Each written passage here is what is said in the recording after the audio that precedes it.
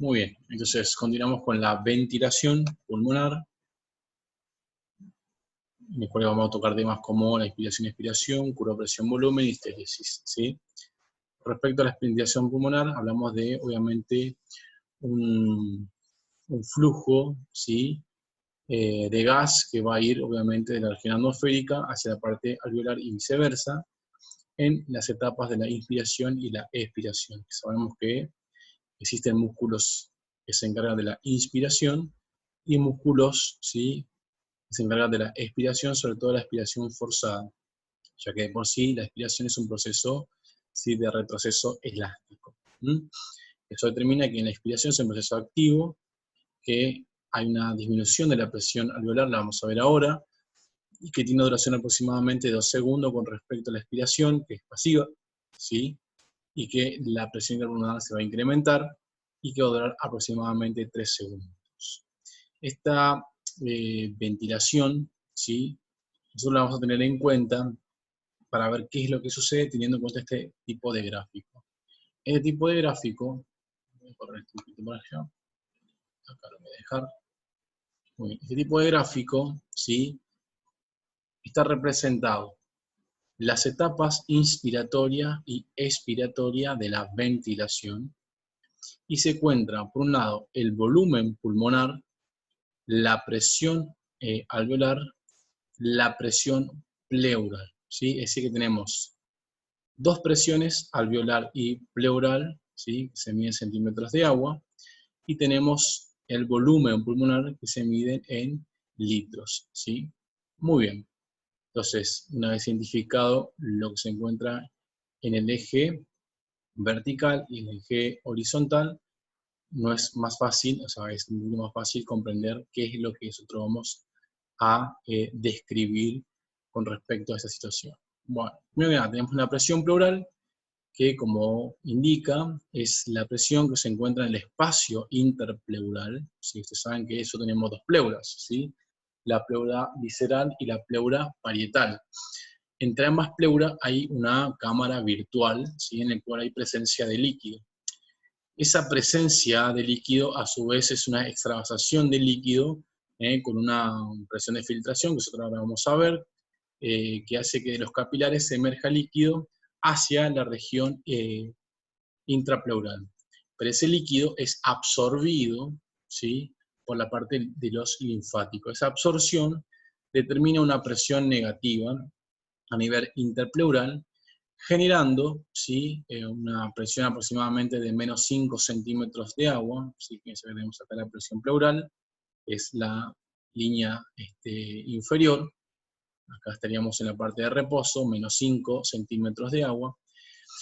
Y eso determina que, por un lado, la pleura parietal, que está unida a la pared torácica, ¿sí?, traccione de la pleura visceral, que la pleura visceral la que hace es contornear el pulmón, ¿sí? De esa manera, estas dos fuerzas, ¿sí?, tienen una tendencia de estirar el pulmón hacia la caja torácica, ¿sí? Entonces, por eso tenemos una presión negativa.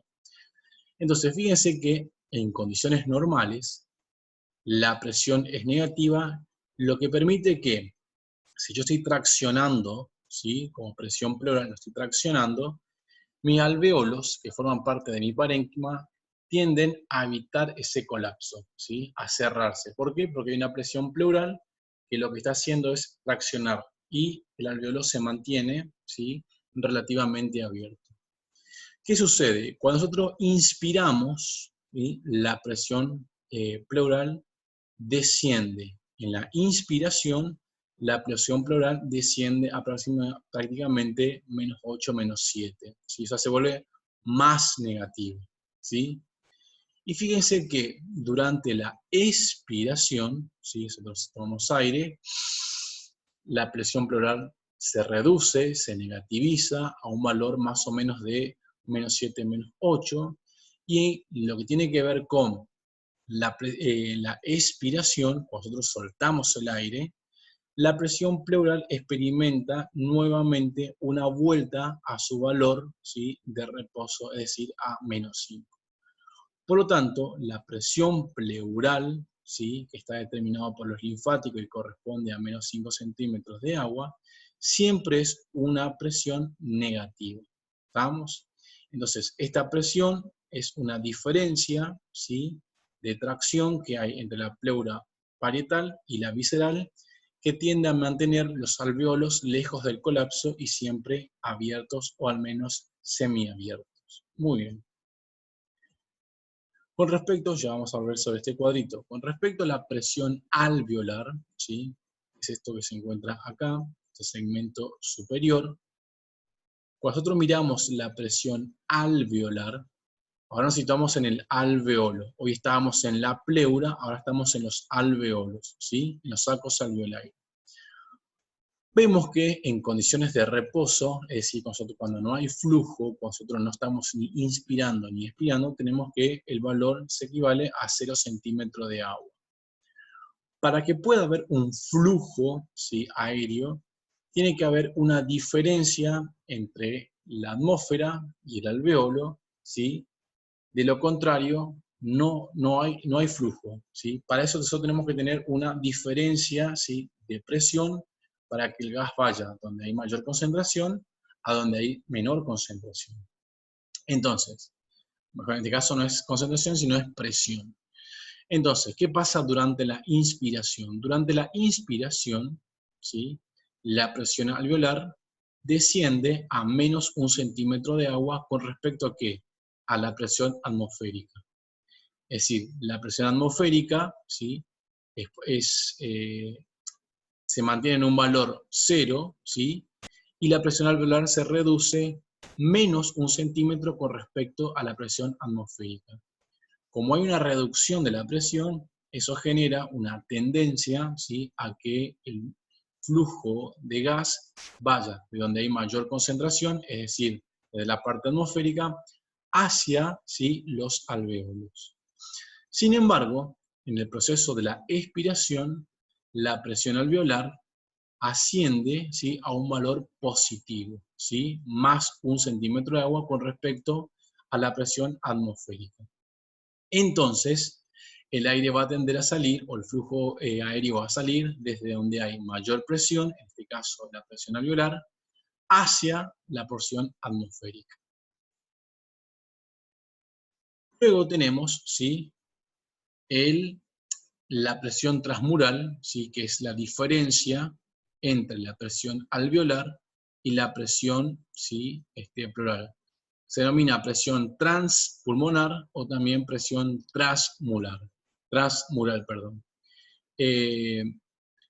Entonces, esta presión, ¿sí?, hace referencia a que cuando más, ¿sí?, se distienden los alveolos, ¿sí?, cuando más se distienden los alveolos, ya sea por presión negativa, mayor es la fuerza, ¿sí?, que tiende a colapsar los alveolos. ¿Me explico? Entonces eso me determina un cierto equilibrio, para, diríamos, el antagonismo de fuerza entre las fuerzas colapsantes y las fuerzas expansivas a nivel alveolar. Entonces, la presión transpulmonar, ¿sí?, me indica todas las fuerzas de características elásticas, ahora vamos a ver, que tienden, ¿sí?, de alguna forma a cerrar el alveolo por cada grado de expansión. Si nosotros tomamos el ejemplo de un elástico, ¿sí?, cuanto más estiramos el elástico, más probabilidad hay de que eso tenga ganas de acortarse, o sea, la fuerza elástica tiende a cortarse. Bueno, lo mismo sucede acá. La presión transmural o transpulmonar lo que busca es, o lo que mide es justamente esa fuerza, ¿sí?, de colapso a partir de la fuerza de expansibilidad. Y como no lo dijimos, ¿sí?, vemos en la parte superior que cuando nosotros, por presión negativa de la pleura, desciende hasta menos 7, menos 8 en la inspiración, eso tracciona del alveolo y me genera una presión alveolar negativa, ¿sí?, con respecto a la atmósfera, de menos 1 centímetros. Ahí ingresa el famoso volumen corriente, ¿sí?, que corresponde más o menos a medio litro, ¿sí?, 500 mililitros, ¿sí?, de aire, o lo que sería 0,50 litros en esta diapositiva. Entonces, Y durante la expiración, que se reduce la presión pleural, ¿sí? Que vuelve a su lugar menos negativo, eso de alguna forma tiende al semicolapso, ¿sí? Alveolar, aumentando la presión positiva a nivel alveolar, y de esa manera hay una diferencia entre lo que serían los alveolos y lo que sería la atmósfera, y de esa manera sacamos el aire que teníamos en los pulmones y estamos en presencia de la expiración, en el cual se reduce el volumen pulmonar. ¿Sí? Muy bien. Un poquito para atrás. Bueno, acá tenemos, vamos para arriba esto. Tenemos las situaciones que estuvimos contando anteriormente. ¿Sí? Una presión atmosférica 0, una presión alveolar 0, o sea, es decir, no hay ningún tipo de flujo. Sabemos que para que haya flujo, tiene que haber una diferencia entre la presión alveolar y la presión atmosférica. Acá tenemos los menos 5 centímetros de agua de la presión intrapleural, ¿sí? Y obviamente acá tenemos todo lo que tenga que ver con diríamos, la parte de pared torácica, que va a tratar de alejar, ¿sí? O agrandar los alveolos. Y acá tenemos el proceso de retracción activa de adhesión superficial, que lo que tiende es a colapsar el alveolo. Bueno, cuando generamos la inspiración, ¿sí? La presión alveolar se reduce 1 centímetro, ¿sí? Por debajo de la presión atmosférica. Entonces recién ahí hay flujo. Si acá tenemos, como acá, los valores igualitarios, no se puede generar ningún tipo de flujo aéreo. Sin embargo, acá se reduce 1 centímetro por debajo de la presión atmosférica, entonces se produce un flujo aéreo. Pero para que se pueda producir esta reducción alveolar, de alguna manera, ¿sí? Tuvo que reducirse la presión intrapleural, es decir, que la pleura parietal tuvo que traccionar a la pleura visceral, y la pleura visceral tuvo que traccionar de los alveolos. ¿Sí? Ahí está, menos 8 centímetros de agua que decíamos hoy. Pero para que se produzca esta presión intrapleural se negativice, tuvo que haber, de alguna manera, una fuerza generada por los músculos. Es decir, que los músculos inspiratorios traccionan del sistema musculoesquelético torácico, que a su vez tracciona de la pleura parietal, que a su vez tracciona de la pleura visceral, que a su vez tracciona, ¿sí? De la parte parenquimal alveolar, y eso produce una disminución de la presión alveolar, generando una diferencia entre la presión atmosférica y la presión alveolar, de forma tal de que se produce una presión transmural, ¿sí? De 7 centímetros de agua, ¿sí? Que es la sumatoria entre la presión alveolar, como es una diferencia, presión alveolar, y la presión intrapleural. Esto es determinante porque siempre que esta presión transmural, ¿sí? O transpulmonar se mantenga positiva, nosotros tenemos garantizado, ¿sí? De que nuestras vías aéreas no van a colapsar, que es lo que se pierde cuando esta diferencia me da en valores negativos, cuando tenemos un paciente enfisematoso o cuando tenemos, por ejemplo, un neumotórax, ¿sí? A partir del cual estas sumatorias me dan valores negativos, ya que no pueden reducir la presión alveolar, y esta presión intrapleural se acerca a la parte más positiva. Muy bien.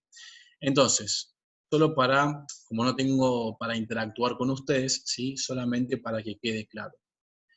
Arrancamos con la presión pleural, que habíamos hablado de una diferencia, ¿sí? De 5 centímetros, que estaba causada específicamente por linfáticos que reabsorben. Hablamos de una presión alveolar, ¿sí? Que tiene que ser sí o sí diferente a la presión atmosférica, de lo contrario no va a haber flujo. Y obviamente del volumen, o sea, la cantidad de litros de aire que puede ingresar. Tenemos la inspiración y la expiración. ¿Qué pasaba entonces en la inspiración? La presión pleural se negativiza, es decir, se reduce, porque hay una tracción de la pleura parietal sobre la visceral y alveolar, que es a su vez producida por la musculatura inspiratoria. Eso se traduce en una reducción de la presión alveolar, generando un incremento de la presión transpulmonar de valor positivo, y de esa manera puede ingresar un BT, o sea, un volumen corriente que corresponde aproximadamente a 500 mililitros.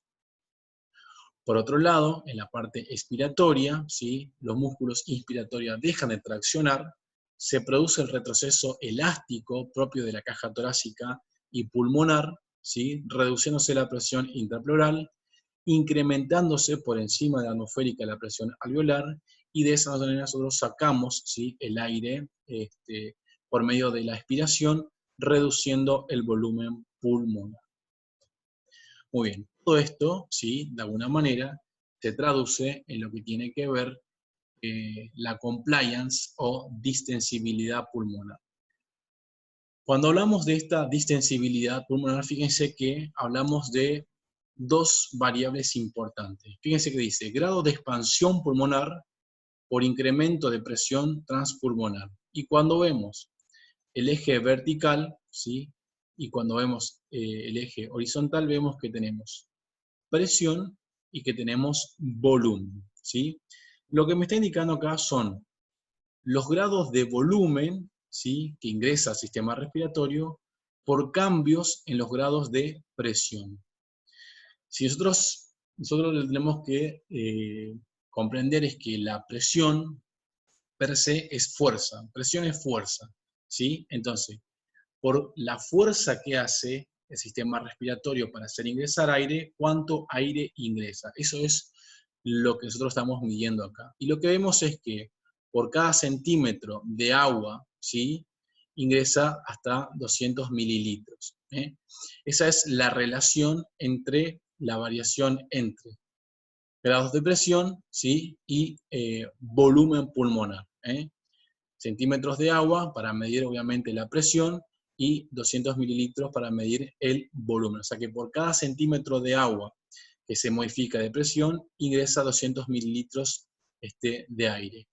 Pero no es lo mismo la distensibilidad pulmonar dentro de la caja torácica que la distensibilidad pulmonar fuera de la caja torácica. Es decir, si nosotros tenemos dos globos, ¿sí?, pero uno adentro del otro, está claro que el globo que se encuentra adentro se va a expandir tanto en cuanto el globo que está superficialmente le permita. Es como si nosotros tengamos una piñata y adentro un globo, ¿sí? El globo que se encuentra adentro se va a expandir tanto que lo cual le permita la piñata, ¿sí? Entonces, lo mismo pasa a nivel torácico. El pulmón se va a expandir tanto en cuanto el tórax, ¿sí?, le permita. Entonces, la distensibilidad pulmonar no va a ser la misma cuando sacamos, ¿sí?, el pulmón del tórax que cuando sacamos o cuando tenemos el tórax y el pulmón juntos, ¿sí? Si nosotros sacamos el pulmón fuera de la cavidad torácica y generamos un proceso de compliance, es decir, insuflamos, está claro que el pulmón se va a insuflar mucho más, ¿sí?, fuera de la caja torácica, que si nosotros ponemos el pulmón dentro de la caja torácica como lo tenemos en estado, diríamos, en vivo, y generamos una insuflación. Claramente la insuflación dentro de la caja torácica va a ser menor con respecto a lo que va a ser el pulmón por fuera. Entonces, la distensibilidad pulmonar mide los grados de volumen secundario a los cambios de presión. La presión es la fuerza que hacemos y el volumen es la cantidad de aire que ingresa por la presión que hacemos. Por supuesto, ¿sí?, que esto tiene una inspiración y una expiración, que vamos a ver que el comportamiento o la diferencia en la rama inspiratoria y expiratoria es diferente, y esa diferencia se denomina histéresis, ¿sí? Siempre que miremos un gráfico, ¿sí?, prestemos atención al componente, ¿sí?, de lo que se representa. La presión pleural, que es lo que estamos viendo acá abajo, ¿sí?, es esto que está acá, ¿sí? ¿Se acuerdan ustedes que la presión pleural era de menos 5 centímetros, ¿sí?, de agua? Eso lo habíamos hablado. ¿Tá? Entonces, acá tenemos la presión pleural. En condiciones estándar es negativa, ¿sí?, y arrancaría en menos 5. Y obviamente que este sería el volumen corriente, que corresponde a medio litro, ¿sí? Entonces, fíjense, por cada vez que se negativiza más en el proceso inspiratorio la presión pleural, obviamente que va ingresando mayor volumen. Vamos a ir explicando esta cuestión. Ahora, la distensibilidad pulmonar, es decir, la fuerza, la presión que tiene que ejercer para que entre volumen, encuentra cierta resistencia que puede darse en el tejido pulmonar, ¿sí?, o que puede darse con respecto a la tensión superficial que hoy habíamos hablado. Las fuerzas colapsantes, ¿sí?, que se encuentran en el tejido pulmonar, ¿sí?, esto que está acá, perdón, que se encuentra acá, hacen referencia a que la fuerza o la presión que hay que vencer para un determinado volumen tiene que ver con los componentes de la sustancia de tejido conectivo que se encuentran en el parénquima pulmonar, es decir, la elastina y el colágeno.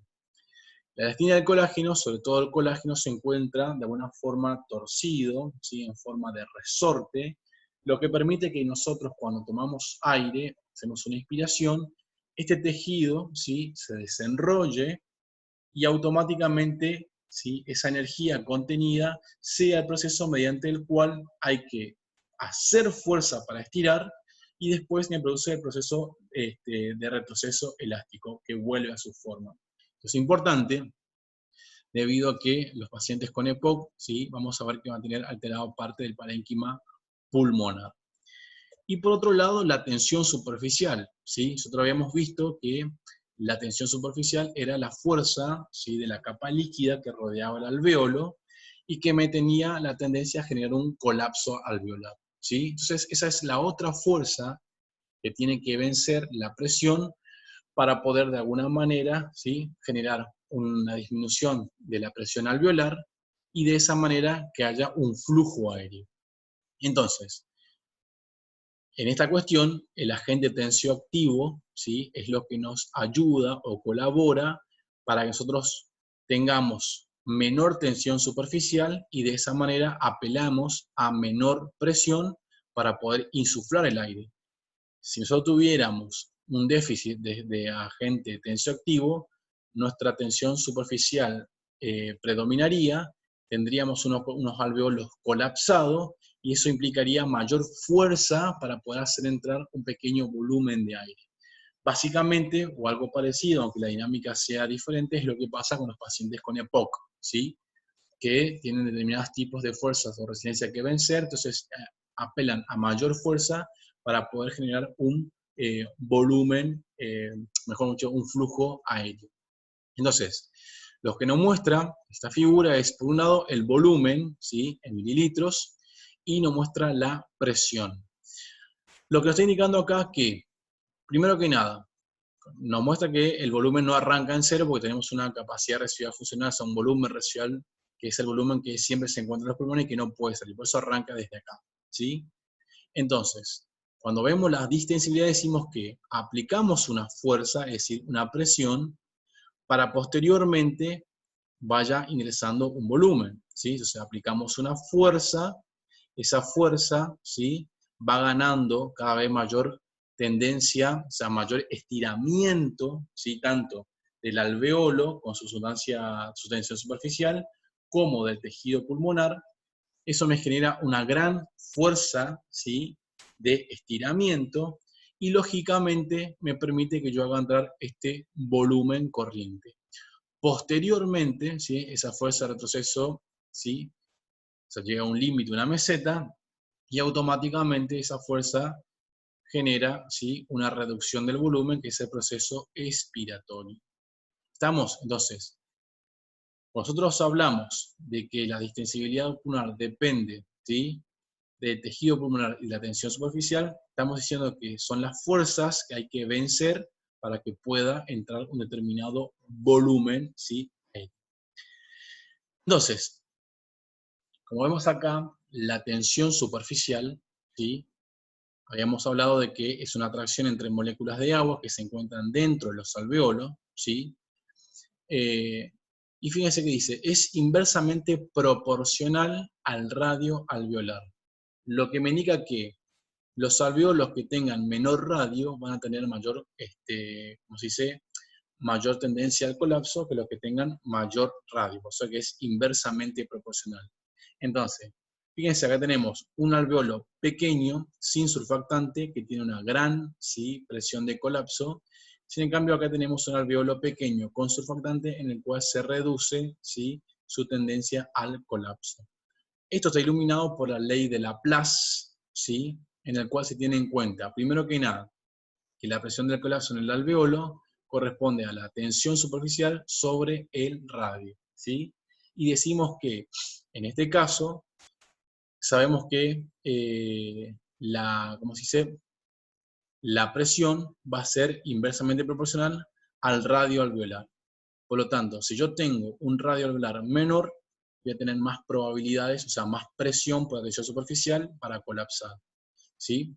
Muy, pero muy bien. Entonces, sin embargo, tenemos acá unas disyuntivas, ya que estos alveolos pequeños son los que se necesitan, ¿sí? Para una mejor difusión. Pero justamente, alveolos con presencia de surfactante me permiten, ¿sí?, evitar dicho colapso. Muy bien. Entonces dijimos que el agente tensioactivo, ¿sí?, me va a disminuir la tensión superficial. Fíjense que el componente del agente atensioactivo es un fosfolípido, el dipalmil toil fosfatilcolina, ¿sí?, que lo que hace este fosfolípido es meterse entre la fuerza de las moléculas de agua para reducir su atracción o su fuerza. Y obviamente que está sintetizado por las células epiteliales alveolares o neumocito tipo 2. Esto hay que saberlo sí o sí, ya que su ausencia va a generar un desequilibrio y una tendencia al colapso por parte de los alveolos. Entonces, la tensión superficial, lo que hacemos es el siguiente, a ver si lo puedo ver acá, muy bien. Sabemos que la sustancia tensioactiva me reduce la tensión superficial, que está secretada por células o neumocito tipo 2, que contiene esta sustancia, que es un fosfolípido, que es lo que va a interactuar entre las fuerzas de agua, ¿sí? Y que obviamente que la ausencia de la sustancia tensioactiva me reduce la distensibilidad porque aumenta la tensión superficial, o sea que tendría que hacer más fuerza, o sea, más presión para poder meter un pequeño volumen, generándome atelectasia alveolar y tendencia, ¿sí?, a lo que sería el edema pulmonar. Ahora vamos a ver si lo que tiene que ver con derrame y edema pulmonar debido ¿sí?, a un incremento de la tensión ¿sí?, pulmonar de los vasos. Muy bien, fíjense que cuando hablamos de la distensibilidad torácica, ¿sí?, es decir, el pulmón puede distenderse dentro de la cavidad torácica solamente 110 mililitros, ¿sí? Perdón, 200, sí. Dentro de la cavidad torácica, el pulmón solamente puede distenderse 110 mililitros, ¿sí? Si nosotros lo sacamos al pulmón de la cavidad torácica, puede distenderse mucho más. Por ende, dentro de la caja torácica, de alguna manera, nosotros tenemos que generar más presión para poder meter un determinado volumen, ¿sí?, dentro de los pulmones. Entonces, la compliance torácica y la compliance pulmonar se combinan, ¿sí?, son necesarias, pero tenemos que comprender que en condiciones normales la caja torácica condiciona los volúmenes pulmonares, ¿sí?, debido a que si tenemos una afección como una deformidad, una escoliosis acentuada, un pecten excavatum o carinatum, ¿sí?, o algún tipo de traumatismo, eso me puede generar una alteración, ¿sí?, en la distensibilidad de la caja torácica, afectándome el volumen pulmonar. ¿Sí? Muy bien. Y como vemos acá, tenemos dos etapas, como dijimos, con respecto a la ventilación. Tenemos la inspiración y la expiración.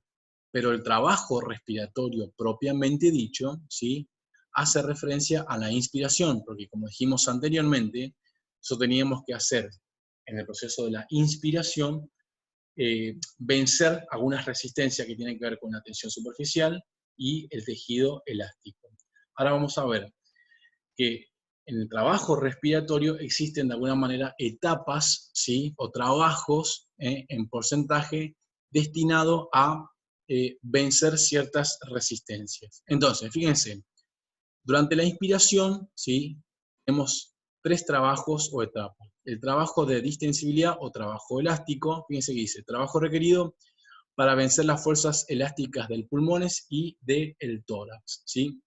Básicamente, estamos hablando de cuánta fuerza nosotros tenemos que hacer, ¿sí?, para que el sistema musculoesquelético y el tejido, ¿sí?, tenga la capacidad de generar este estiramiento y de esa manera poder hacer entrar volumen.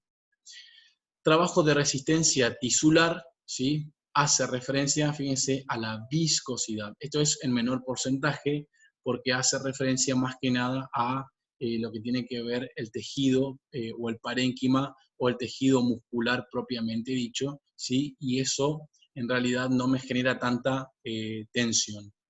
Y luego tenemos el trabajo de la resistencia a la vía aérea respiratoria, que va a depender obviamente, ¿sí?, de la resistencia que se puedan dar en las vías aéreas superiores como las vías aéreas inferiores.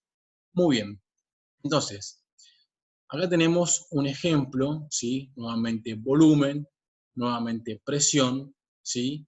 Y vemos que esto que está acá es la capacidad residual funcional, es decir, el volumen que se encuentra a nivel pulmonar.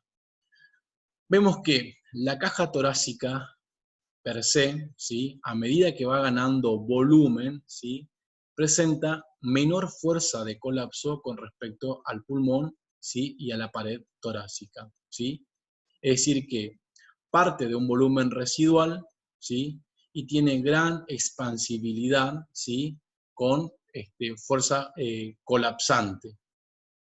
Sin embargo, el pulmón, que parte, ¿sí?, de una capacidad residual funcional, en sí mismo no tiene una especie de reserva de fuerza de expansión, sino que genera su expansión por cada cambio de presión, ¿sí?, en la vía aérea, y una vez llegado a una meseta, me genera cierta fuerza de colapso, es decir, la tendencia, ¿sí?, a reducirse, a colapsar. Cuanto mayor volumen, ¿sí?, tenga el pulmón, cuanto mayor volumen tenga el pulmón, más va a ser su fuerza de colapso, ¿sí? Y obviamente que su fuerza de colapso va a destinarse tratando de llegar a lo que sería el punto cero, ¿sí?, a partir del cual hay un equilibrio entre lo que sería el colapso y la distensión. Y por último vemos la compliance tóraco-pulmonar, ¿sí?, teniendo en cuenta tanto el pulmón dentro de los alveolos, dentro de la caja torácica, a partir del cual vemos que se combina, ¿sí?, la tendencia al colapso desde la pared pulmonar y el tórax, ¿sí?, reduciéndose inclusive hasta la fuerza de expansión. Es decir, que la pared torácica le da, ¿sí?, esa reserva de mayor expansibilidad, más allá, y el pulmón aparte genera fuerza de colapso. O sea que cuando hablamos de la compliance tóraco-pulmonar, estamos hablando, ¿sí?, de una combinación entre la tendencia, ¿sí?, al colapso y la capacidad de generar sobre todo expansibilidad cuando sumamos los dos sistemas, ya que por sí solo, ¿sí?, el pulmón solo, ¿sí?, podría distenderse bastante o expandirse más, ¿sí?, que si lo hiciera dentro de la pared torácica. Muy bien. Entonces, como dijimos anteriormente, cuando nosotros, fíjense acá, lo que muestra este gráfico, por ahí no tiene mucha relación con esto, ¿sí?, hace rato que lo tengo que sacar, pero igual lo pongo acá. Tenemos acá, por un lado, la resistencia, ¿sí?, más alta en las primeras generaciones, ¿sí?, de la vía aérea, y obviamente que la resistencia es más baja, habíamos dicho, porque se ubican en paralelo en las partes inferiores, ¿sí? Entonces, cuando hablamos del volumen pulmonar, entendemos que cuando el pulmón está más distendido, ¿sí?, o sea, más cercano a su capacidad total, hay menor resistencia de flujo. Sin embargo, cuando el volumen pulmonar se encuentra más cercano a su nivel basal, hay mayor resistencia pulmonar. Hago un cachito que quiero ver si hay una imagen acá. No. Bueno, lo vamos a explicar un poquito acá arriba y para cerrar esta idea. Cuando el pulmón tiene que hacer fuerzas, ¿sí?, vamos a aplicarlo acá. Cuando el pulmón tiene que hacer, dice, volúmenes bajos, ¿sí?, mayor resistencia, volúmenes altos, menor resistencia. ¿A qué se refiere con esto? Que cuando yo tengo que insuflar el pulmón, acá tengo que hacer más presión, encuentro más resistencia, debido a que hay un predominio de ¿qué? De mayor tensión superficial. Entonces, cuando yo genero el proceso de inspiración, ¿sí?, mi tensión superficial está aumentada, y a medida que se van generando esos pequeños cambios de presión por esos ingresos de volumen, hay mayor secreción de agente tensioactivo. Eso me genera que yo tenga mayor resistencia al inicio, o sea, a volúmenes pulmonares bajos, y que una vez incrementado la sustancia tensioactiva surfactante, se reduzca la tensión superficial y acá tenga menor resistencia, ¿sí? A eso hacíamos referencia cuando hablábamos de los volúmenes pulmonares, ¿sí? Muy bien. Muy bien. Pasamos acá, ¿sí? Con respecto a lo que tiene que ver con, sobre todo la resistencia, ¿sí? En el ciclo respiratorio. Bueno, esto que estaba acá, ¿sí? Nosotros habíamos hablado hoy, era lo que se denominaba presión transpulmonar. Bueno, en condiciones normales, cuando nosotros sacamos el aire, ¿sí? Sacamos el aire, la expiración, o sea, nosotros generamos una inspiración, obviamente, no nos vamos a guiar tanto por estos numeritos porque nos van a confundir, vamos a comprenderlo de esta manera. Nosotros tomamos aire, ¿sí? Y nuestros pulmones se llenan de aire, ¿sí? Llega un punto a partir del cual de que se equilibra, ¿sí? Y estamos en apnea, en el final de la expiración. Luego tenemos que sacar ese aire, y ese aire sabemos que tiene un componente de retroceso elástico, ¿sí? Si durante ese retroceso elástico, ¿sí? Que viene dado por la tensión superficial, por la pared torácica, por el parénquima pulmonar, de alguna forma colabora, ¿sí? Manteniendo la presión transmural, es decir, la diferencia entre la alveolar y la pleural en positivo, nuestras vías tienden a generar durante la expiración un cierto colapso, ¿sí? Pero que no genera una oclusión total, ¿sí? Entonces nosotros sacamos el aire, vamos sacando todo el aire, pero nuestros alveolos, ¿sí? Si bien mantienen cierta luz, ¿sí? Los tubos, las vías aéreas de conducción, por el parénquima que rodea, ¿sí? Tiende a generar un pequeño cierre. Eso es totalmente normal, ¿sí? Lo que no es normal es cuando hay una alteración en la presión alveolar secundaria a que hay una reducción en la presión pleural o la presión interpleural. La presión interpleural era la presión, ¿sí? Entre las pleuras. Si eso se reduce, yo arranco de un alveolo semicolapsado y por ende en la expiración, el cierre, ¿sí? De la caja torácica, del retroceso láctico del pulmar, va a tender a colapsarme, ¿sí? Dejándome este valor en negativo. Entonces, en el ciclo respiratorio, ¿sí? Hay mayor resistencia en la aspiración, ¿sí? Por las vías aéreas. Eso se denomina compresión dinámica de las vías aéreas, que en condiciones normales, ¿sí? Lo que se produce es una reducción mínima de esa resistencia que se produce por mini oclusión y mini colapso a nivel de conductos alveolares. En condiciones patológicas, ¿sí? Cuando hay una alteración, sobre todo de la caja o de la bomba respiratoria, de la presión interpleural, eso reduce, ¿sí? La capacidad de tracción del alveolo y me va a generar un colapso. Por eso, nosotros hacemos como terapia la respiración chisada. La respiración chisada, ¿qué significa? ¿Sí?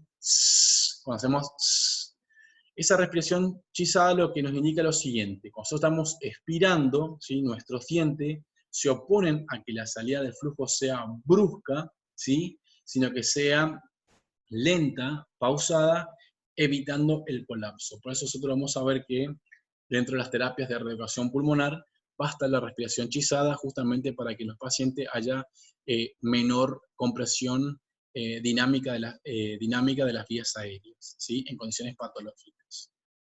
Muy bien. Llegamos a la zona pulmonar, ¿sí? En el cual tenemos diferentes tipos de volúmenes y estos volúmenes pues, se van a transformar en capacidades. Tenemos el BT o volumen corriente, ¿sí? Que es el volumen que nosotros generalmente inspiramos y esperamos en una inspiración y expiración normal, es decir, no forzada. Este BT de 500 mililitros es un BT estándar, ¿sí? Estándar, es decir que va a ir variando de acuerdo al sexo, de acuerdo a la capacidad torácica. Nosotros ponemos 500 mililitros, pero en realidad, ¿sí? Alguna bibliografía hablan de 0,8 mililitros por kilo de peso, ¿sí? Para ser un poco más exacto, ¿sí? Pero lo vamos a tener en cuenta, ¿sí? Como valor estándar. El volumen corriente es el volumen de aire que ingresa y que sale en cada inspiración o expiración. Luego tenemos el volumen de reserva inspiratoria, ¿sí? Que es la capacidad que nosotros tenemos de generar mayor volumen a partir de una inspiración claramente forzada, ¿sí? A partir del volumen corriente, ¿sí? Entonces yo puedo hacer una inspiración y eso colabora, ¿sí? O corresponde a 3 litros. El volumen de reserva expiratoria es la cantidad de aire que yo puedo sacar a partir de un volumen corriente, ¿sí? Es decir, la mayor cantidad de aire que yo puedo sacar con una expiración forzada, ¿sí? Y el volumen residual es la cantidad de aire que queda remanente en los pulmones y obviamente que nosotros no lo podemos sacar. La sumatoria de estos volúmenes me determinan capacidades. Tenemos una capacidad total, que es la sumatoria de todos los volúmenes. Tenemos una capacidad vital, que corresponde a 4 litros 600, 4 litros 800, que corresponde a la sumatoria del volumen de reserva expiratoria, inspiratoria y volumen corriente. Luego tenemos la capacidad máxima inspiratoria, que obviamente es que es la sumatoria entre el volumen inspiratorio y el volumen corriente, es decir, sumando, ¿sí? Diríamos, después de una expiración, una inspiración máxima que abarque el volumen corriente, ¿sí? Y el volumen inspiratorio máximo. Y luego tenemos la capacidad residual funcional, que hace referencia a el aire que queda en los pulmones, más la cantidad de aire que nosotros podríamos sacar en una expiración forzada. Claramente este volumen residual no se puede medir, sino que tiene toda una técnica para poder medirlo. Muy bien. Entonces tenemos, ¿sí? A partir de estos valores, tenemos para calcular lo que sería la ventilación minuto respiratorio y la ventilación alveolar, ¿sí? Fíjense que la ventilación minuto es la cantidad de aire o de gas que ingresa a las vías respiratorias cada minuto. Y su fórmula sería el volumen corriente por la frecuencia respiratoria. Si yo tuviera un volumen corriente de 500 mililitros, si tuviera una frecuencia respiratoria de 12, yo diría que mi ventilación minuto respiratoria es de 6 litros minuto.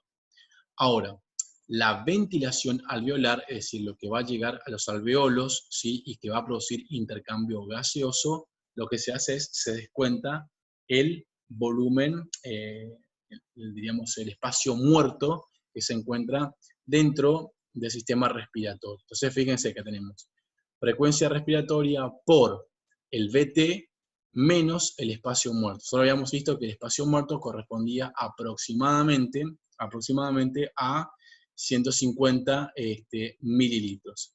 Entonces, si yo tengo una misma frecuencia respiratoria de 12 y a 500 les resto 150, me da 350 mililitros, ¿sí? Claramente, ¿sí? Voy a tener una ventilación alveolar de 4 litros, ¿sí? Minutos. ¿Estamos? Pero claramente, esto estamos hablando con valores estándar. Hay una fórmula para calcular el espacio muerto. El espacio muerto estándar es de 150 mililitros. Tenemos un espacio muerto anatómico que corresponde a las vías de conducción y tenemos un espacio muerto fisiológico, ¿sí? Que van a corresponder a los alveolos no funcionantes, ¿sí? Que están perfundidos pero no ventilados. Obviamente que eso va a depender de la zona pulmonar en sí misma.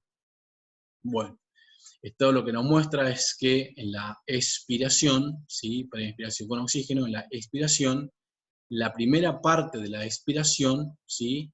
Corresponde a la parte del espacio muerto y lo que sigue después es volumen que viene de nivel de oxígeno, ¿sí? que viene de nivel alveolar. Nosotros sacamos aire, hacemos una expiración, la primera parte del aire que sale corresponde al espacio muerto y lo que sale después es lo que tiene, lo que se encuentra en el alveolo. Entonces se hizo con un nitrógeno, ¿sí? O sea, se le colocó el nitrógeno, ¿sí?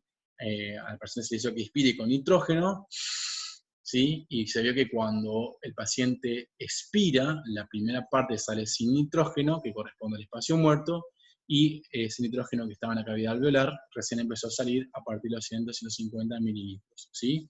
Es importante para tener en cuenta cuando hacemos la prueba de alcoholemia, ¿sí? Muy bien. Entonces, voy a quitar un poquito acá, ¿sí? Decimos que del volumen corriente, ¿sí? 150 corresponde al espacio anatómico muerto, 150 es como algo estándar, ¿sí? Muy bien. Entonces, con respecto a lo que tiene que ver con la toma de aire, ¿sí? Fíjense que tenemos un aire inspirado que llena las vías de aire de conducción, dijimos que es espacio muerto, que participa, ¿sí?, en el intercambio gaseoso, ¿sí?, y de alguna forma el aire que se va renovando. ¿Qué significa esto? Que constantemente este aire, ¿sí?, que se encuentra acá, que ya generó intercambio gaseoso, me queda como un remanente, va a salir, y automáticamente este aire que está acá va a pasar a ser el aire alveolar, y lo que se encuentra en el espacio muerto va a tomar este lugar. Es decir, que constantemente, ¿sí?, hay una renovación continua, ¿sí?, a nivel de la parte alveolar con respecto a la renovación de gases. Esto que está acá es una fórmula para calcular el espacio muerto, ¿sí? Es interesante, vamos a hacer un ejercicio sobre esto, y es importante que lo sepamos. El espacio muerto corresponde, ¿sí?, al producto del volumen corriente por la diferencia entre la presión arterial de dióxido de carbono con respecto a la presión expiratoria de dióxido de carbono sobre la presión, ¿sí?, arterial del dióxido de carbono. Se supone, ¿sí?, obviamente que esta presión expiratoria de dióxido de carbono se puede medir, ¿sí? ¿Explico? Por lo tanto, vemos que si existe una diferencia es porque evidentemente corresponde al espacio muerto. Yo tengo acá una presión a nivel sanguíneo, ¿sí?, de dióxido de carbono, que se diluye en el espacio muerto, ¿sí?, que se diluye en el espacio muerto, entonces esa presión expiratoria, ¿sí?, esa presión expiratoria, aire mezclado expiratorio, si hay una diferencia entre la porción alveolar y la parte de espacio muerto, nosotros tenemos los datos para poder calcular cuánto es el espacio muerto de acuerdo a un determinado volumen corriente. Entonces, vamos a poner un problemita, ¿sí?, y lo vamos a resolver entre todos. A ver, dice, un problema. Un hombre, ¿sí?, con un volumen corriente de 550 mililitros respira con una frecuencia de 14 respiraciones, ¿sí? Ahí ya podemos sacar, obviamente, la ventilación minuto. Con una frecuencia de 14 respiraciones. La PCO2 en sangre arterial es de 40 miligramos, así es normal, y la PCO2 es un poquito menor, de 30 miligramos. O sea, quiere decir que hay una diferencia ahí, algo se diluyó, ¿sí? Fíjense lo que me preguntan acá. ¿Cuál es su ventilación minuto? ¿Cuál es su ventilación alveolar? ¿Cuál es el porcentaje de volumen corriente alcanzado en los alveolos funcionantes? ¿Y cuál es el porcentaje de cada volumen corriente en espacio muerto? ¿Sí? Bueno, vamos a calcular. Vamos al primer punto, ¿sí? Vamos al primer puntito. Con respecto al primer puntito decimos que nos pregunta cuál es su ventilación minuto. Ustedes recuerdan que la ventilación minuto era el BT, la frecuencia respiratoria. Entonces yo tengo 550 mililitros de BT, una frecuencia respiratoria de 14, está claro que mi ventilación minuto es de 7 litros 700 mililitros, ¿sí?, por minuto. Esa es su ventilación minuto. Ahora, sabemos que la ventilación alveolar era la frecuencia respiratoria por una diferencia entre el volumen corriente y el espacio muerto. Y a su vez tenemos una fórmula para calcular el espacio muerto, que es esto que se encuentra acá, ¿sí? Es esto que se encuentra acá. Entonces lo que vamos a hacer es aplicar esta fórmula para calcular el espacio muerto, ¿sí?, en este caso, de este ejemplo, de esta problemática que nos da. Entonces, vamos a ver cómo hicimos o cómo lo tenemos que resolver. Lo voy a así. Muy bien. Entonces, fíjense, tenemos que el espacio muerto es el producto entre el volumen corriente por la diferencia entre la presión arterial y el dióxido de carbono menos la presión expiratoria de dióxido de carbono sobre la presión arterial de dióxido de carbono. Entonces, miremos acá. 550 mililitros es el BT. 40 miligramos, si miramos el problema, ¿sí?, es la PCO2 en sangre arterial. Y en el aire expirado es de 30. Entonces hacemos la diferencia, ¿sí? 40 menos 30 corresponde a 10. Muy bien. Cuando hacemos la división entre 10 sobre 40, este 40 corresponde obviamente a la presión alveolar de dióxido de carbono, ¿sí?, nos da un resultado de 0,25. La multiplicación entre el volumen corriente y el resultado de calcular la diferencia entre la presión expiratoria arterial y expirada, ¿sí?, me da que tiene un espacio muerto de 137, vamos a poder redondear si quiere, en 138 mililitros de espacio muerto. Entonces, si yo tengo un BT de 550 mililitros, le tengo que restar ese espacio muerto y recién ahí me da la ventilación alveolar. Vamos un segundito. Muy bien. Pausa. Muy bien, muy bien, muy bien.